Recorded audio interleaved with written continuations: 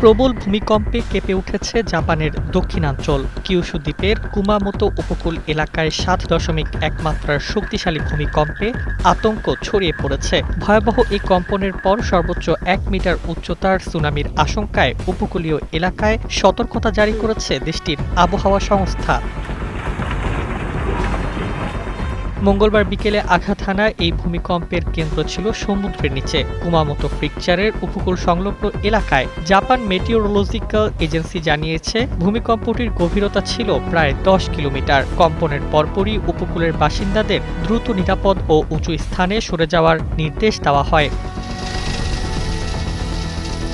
জাপানের প্রধানমন্ত্রী Sanae Takaichi জানিয়েছেন ভূমিকম্পে এখন পর্যন্ত ১৩ জনের মৃত্যুর খবর পাওয়া গেছে, আহত হয়েছেন আরও অনেকে। এভাবেই কোটি কোটি মানুষের ঘরে দেশ জুড়ে ফ্রিজ একটাই, ওয়ালটন। পাশাপাশি কয়েকজন এখনো নিখোঁজ হয়েছেন। রাতভর উদ্ধার অভিযান চালানোর পরও ধ্বংসস্তূপে আটকে থাকা মানুষদের উদ্ধারে কাজ চালিয়ে যাচ্ছে জরুরি উদ্ধারকারী দল।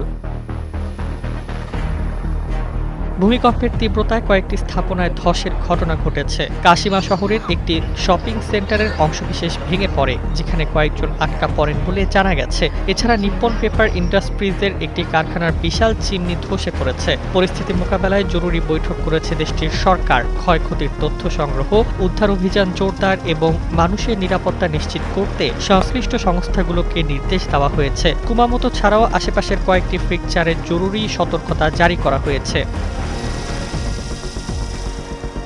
জাপানের দুর্যোগ ব্যবস্থাপনা সংস্থা জানিয়েছে ২,৬০,০০০-এর বেশি মানুষকে নিরাপদ স্থানে সরে যাওয়ার পরামর্শ দেওয়া হয়েছে। ভূমিকম্প প্রবণ রিং অব ফায়ার অঞ্চলে অবস্থানের কারণে জাপান প্রায়ই বড় ধরনের প্রাকৃতিক দুর্যোগের মুখোমুখি হয়। এখনও ধ্বংসস্তূপে চলছে উদ্ধার অভিযান। ক্ষয়ক্ষতির প্রকৃত চিত্র সামনে আসতে সময় লাগবে বলে জানিয়েছে কর্তৃপক্ষ। Desk report, Bangladesh bulletin.